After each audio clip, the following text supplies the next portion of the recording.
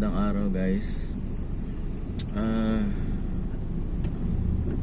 Medyo mabigat na to sa puso ko ngayon eh. Itong topic na ba't ako tumakas sa religion. Sobrang daming nangyari. Nalala ko nung bata pa ako. Napakasigasig ko. Parang nag-aalab yung puso mo eh, para magsilbi nga sa Diyos. Ibibigay mo lahat, buong buhay mo, buong oras mo. Naalala ko pa nga yung isang verse na sinasabi na sabi ni Jesus, pag kinuha mo pag ikaw naging tagasunod ko, yung krus na dinadala ko, kailangan pasanin mo rin yung cross mo. Tinig ko yun literally. Punta akong Bible school, iniwan ko lahat. Kasi nainiwala ko, tinawag nga ako ng Diyos eh. So, kumira. Yung first year, medyo excited pa. Kumira yung kinakain namin. Gulay, paksiw, araw-araw. Kasi hindi ako makalaban ng damit ko ng maayos. Pero ang dami ka natutunan doon.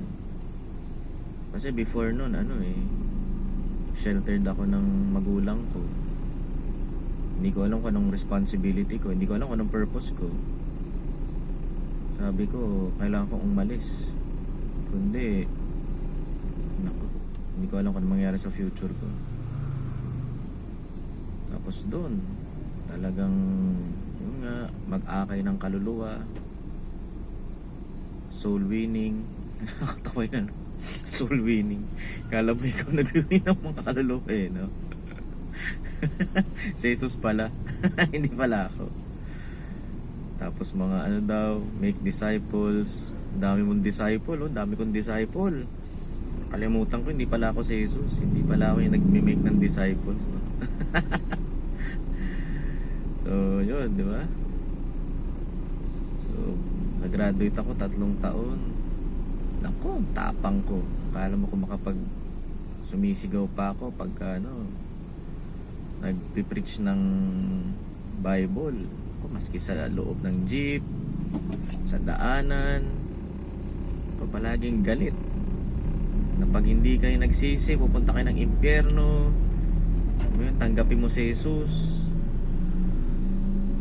Pero napansin ko, habang nandun ako sa ganung bubble, kasi para siyang bubble eh, parang kang protected sa ano talaga nangyari sa mundo.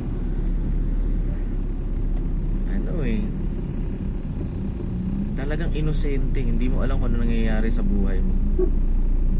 Feeling mo powerful ka kasi dahil mong authority pag nandun ka sa loob ng simbahan, tuwing Saturday, Sunday, tsaka basta every time na merong event o function sa loob ng simbahan, feeling mo powerful ka kasi ikaw yung preacher eh. Ikaw yung pastor. Diba? So parang yung authority tsaka yung power ng tatay mo na pastor din, parang nasi-share sa'yo. So ikaw na bata, wala ka namang experience, nakakasulasok, nakaka-poison.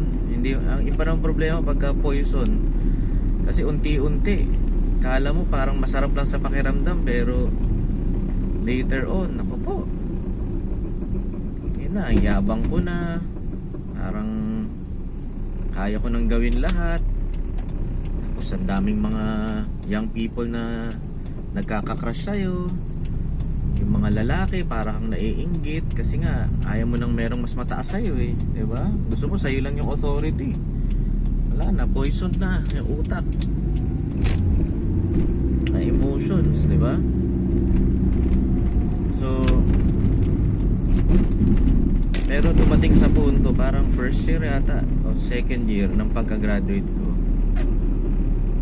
hindi ko ma-imagine pagka nasa simbahan, syempre okay, mindset ka, nagtuturo ka ng Biblia, pipreach ka.